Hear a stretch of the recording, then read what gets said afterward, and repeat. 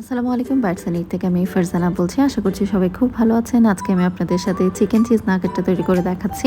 তার জন্য প্রথমেই আমি এখানে একটা চিকেনের ব্রেস্ট পিসকে কিমা করে নিয়েছি এবং এটার সাথে আমি 1 চা চামচ পেঁয়াজের গুঁড়া ইউজ করছি, 1 চা চামচ সয়া সস ইউজ করছি, 1 টেবিল চামচ চিকেন পাউডার, 1 চা চামচ গোলমরিচের গুঁড়া এবং 1 চা চামচ মরিচের গুঁড়া এবং 1 টেবিল চামচ মেয়োনিজ অ্যাড করছি। এখানে সাথে আমি 1 চা চামচের মতো আদা রসুন বাটা ইউজ করেছি, যেটা ভিডিওতে স্কিপ হয়ে গেছে।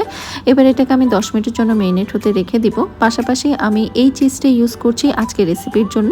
আমি এখানে 1 কাপ ময়দা নিয়ে নিয়েছি, সাথে একটা ডিম দিয়ে দিচ্ছি। এটা দিয়ে আমি একটা লিকুইড ব্যাটার তৈরি করব। প্রথমে ময়দার সাথে ডিমটা একটু ভালো মতো মিক্স করে নিয়েছি। আমি এখানে কোনো ধরনের লবণ ইউজ করছি না।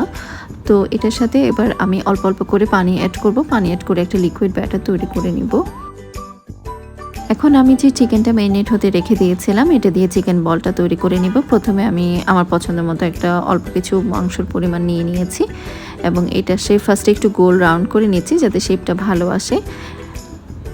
এবং এটার মাঝখানে এখন একটা চিজ কিউব দিয়ে দিচ্ছি। আপনারা আপনাদের পছন্দ মতো চিজ একটা অথবা দুইটা যতটুকু ভালো লাগে ওরকম ইউজ করতে পারেন। আমি প্রথমে একটা দিয়েই করছি।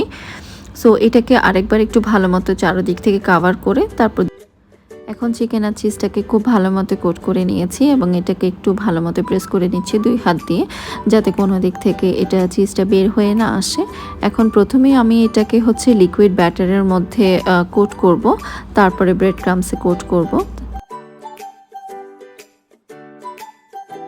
এখন এগুলো ব্রেড ক্রাম্বসে খুব ভালো মতো কোট হয়ে গেছে। এখন আমি এগুলো তেলে ভেজে নেব।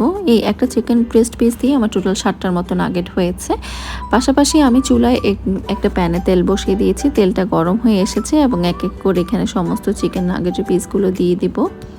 মিডিয়াম হিটে আমি চিকেন নাগেটগুলোতে ভেজে নিয়েছি এক পাশ একটু হয়ে আসার পর, এবং আমি অপর পাশটা একটু ভালো মতো উল্টিয়ে দিচ্ছি। আর এটাকে একটু সময় নিয়ে ভাজতে হবে যাতে চিকেনটা ভালো মতো কুক হয় এবং চিজটাও গলে যায়। সো এটাই ফাইনাল লুক। এতক্ষণ আমার ভিডিও দেখার জন্য আপনাদের অসংখ্য ধন্যবাদ। সবাই খুব ভালো থাকবেন। আল্লাহ হাফেজ।